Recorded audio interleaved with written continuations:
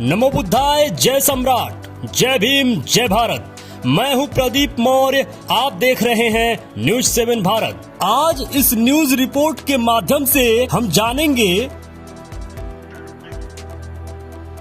हिंदू कोई धर्म नहीं है, बल्कि भारत के मूल निवासियों को एक जाल में फंसाकर उनका शोषण करने का प्रबंध है। भारत के मूल निवासियों को हिंदू कब से बोला जाने लगा? क्या प्राचीन काल में भी हिंदू थे या नहीं थे, या कब से हिंदू लिखा जाने लगा? भारत के वह प्राचीन बौद्ध, भारत के श्रमण परंपरा के वह प्राचीन लोग, भारत के मूल निवासी लोग कब, क्यों, कैसे, किनके द्वारा हिंदू बना दिए गए, इस न्यूज रिपोर्ट के माध्यम से आप समझ पाएंगे। और इन्हीं के इंटरव्यूज हम लोगों को बता रहे हैं। नरेंद्र मोदी खुद ही कहता है कि हिंदू नाम का कोई धर्म नहीं है।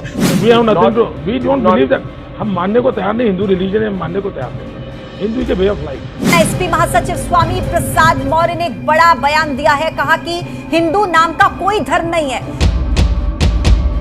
इसलिए निवेदन है, वीडियो अंत तक जरूर देखिएगा। कुछ लोग जो झूठ का प्रचार करते हैं कि सिंधु से हिंदू बना है, आज उसका भी पर्दाफाश होगा। चलिए क्रमबद्ध मैं आपको एक एक बातों से अवगत कराता हूं।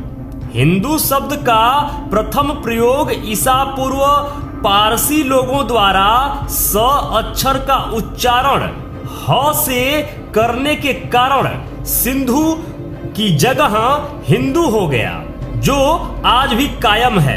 यह मैं नहीं कह रहा हूं, यह कुछ विचारवान और कुछ ज्यादा ही पढ़े लिखे विद्वानों का मानना है।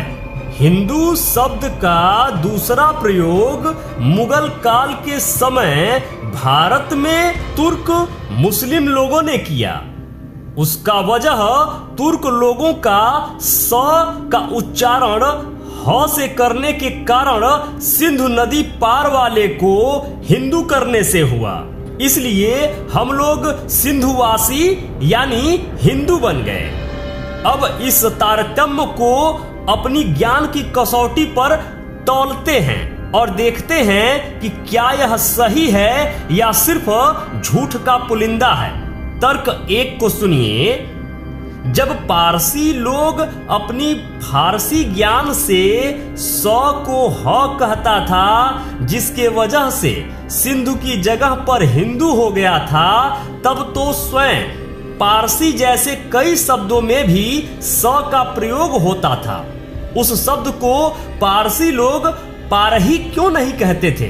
तब तो उनको पारही बोलना चाहिए। तो इस प्रकार के ज्ञानियों के पास क्या कोई जवाब है जो यह कहते हैं कि सिंधु की वजह से हिंदू बना है?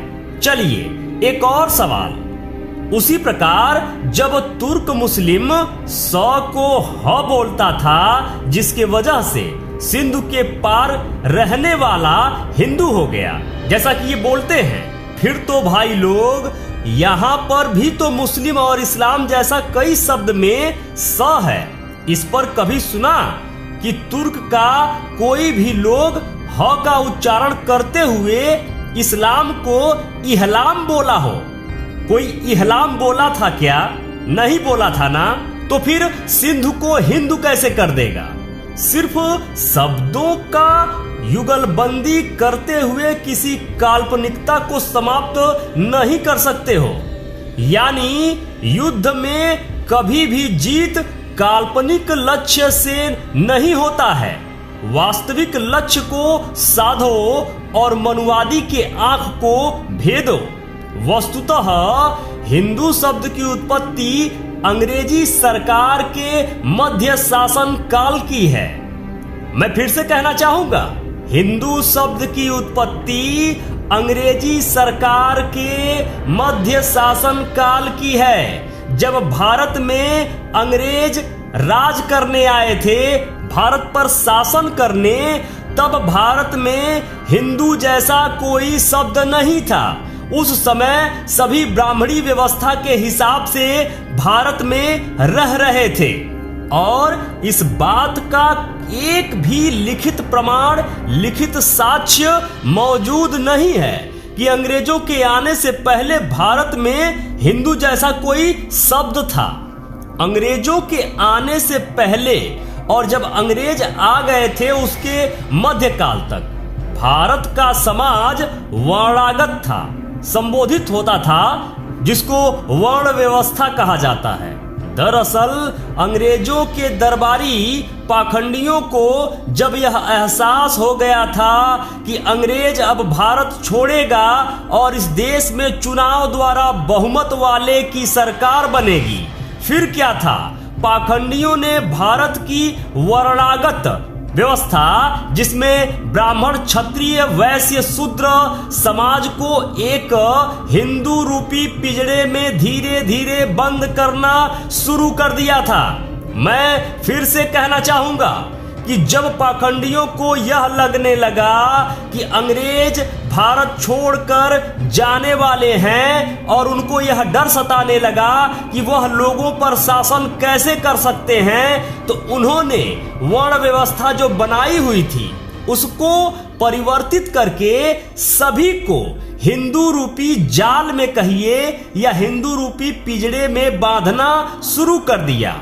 ढेर सारा झूठ और बवंडर का और झूठी किताबें लिखकर इसका सहारा लिया और सभी के सभी मूल निवासियों को, भारत के सभी प्राचीन बौद्धों को, यहाँ के मूल निवासियों को हिंदू रूपी पिंजरे में या ये कहिए कि हिंदू रूपी जाल में फंसाकर आज तक उसका शोषण कर रहा है। और भारत के मूल निवासी आज तक ये नहीं समझ पाए कि उनको हिंदू रूपी जाल में कैसे और किसने फंसाया।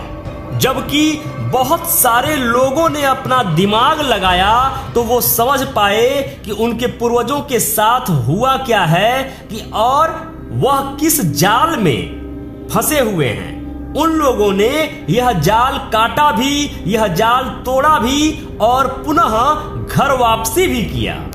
भारत के समस्त मूल निवासियों को और पाखंडियों ने खुद अपने आप को एक जाल में रखने के लिए एक प्रयास किया, जिसके लिए सबसे पहला प्रयास 1915 हिंदू महासभा की स्थापना और दूसरा प्रयास 1925 में आरएसएस की स्थापना से था। उसी हिंदू रूपी पिंजरे का कमाल है कि आजाद भारत में शुरू से लेकर आज तक पाखंडी प्रधान होना या पाखंडी राजनीतिक दल का प्रधान होना लगातार सुनिश्चित होता रहा।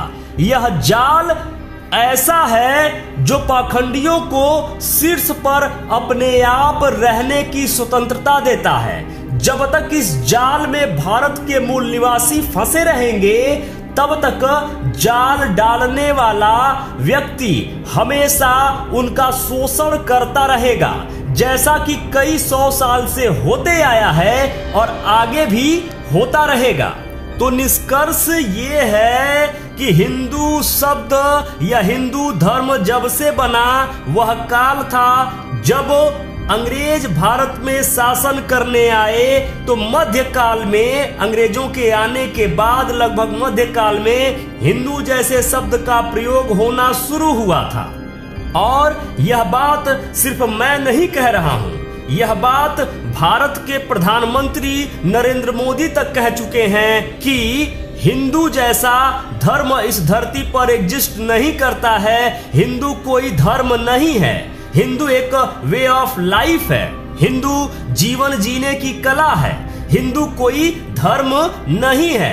भारत के प्रधानमंत्री ने यह इंटरव्यू खुद दिया है। सुप्रीम कोर्ट के जजमेंट के अनुसार हिंदू ये रिलीजन नहीं है, हिंदू ये वे ऑफ लाइफ है।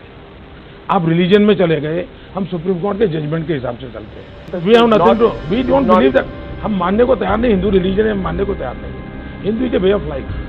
और मैं इसीलिए भारत के मूल निवासियों से यह बार बार कहता हूं कि हिंदू कोई धर्म नहीं, भारत के मूल निवासियों को एक जाल में फंसाकर उनका शोषण करके खुद को शीर्ष पर रखने का एक प्रबंध पाखंडियों द्वारा बनाया गया यह जाल है, जिस जाल को तोड़कर उनके रीति रिवाज को, उनके पाखंड को लात मारकर स्वतंत्र होने की जरूरत है। तभी भारत के सभी मूल निवासी चैन का सांस ले पाएंगे, तभी भारत फिर से बुद्धमय बन पाएगा, तभी भारत फिर से सम्राट अशोक का अखंड भारत बन पाएगा। सम्राट अशोक महान मौर्य का बनाया जैसे सोने का चिड़िया भारत था, वैसे स्वर्णिम युग फिर से आ पाएगा। मेरे मित्रों, यदि आप चाहते हैं कि हम और हमारी टीम इसी तरीके से रिसर्च करते रहें, इसी तरीके से आपके लिए कंटेंट बनाते रहें, तो प्लीज निवेदन है, डोनेशन जरूर करें। स्कैनर स्क्रीन पर लगा हुआ है, स्कैन करके डोनेशन जरूर करें। जो भी मित्र अभी तक इस चैनल को सब्सक्राइब नहीं किए हैं, प्लीज निवेदन है अभी के अभी चैनल को सब्सक्राइब कर लीजिए। लाइक करके हमारा उत्साह जरूर बढ़ाया करिए। कमेंट बॉक्स में जरूर लिखा करिए कि ये वीडियो आपको कैसा लगा। जो भी मित्र अभी तक इस चैनल पर बने हुए हैं, ये वीडियो देख रहे हैं, आप सबको बहुत बहुत मंगल कामनाएं। नमो बुद्धाय, जय भारत।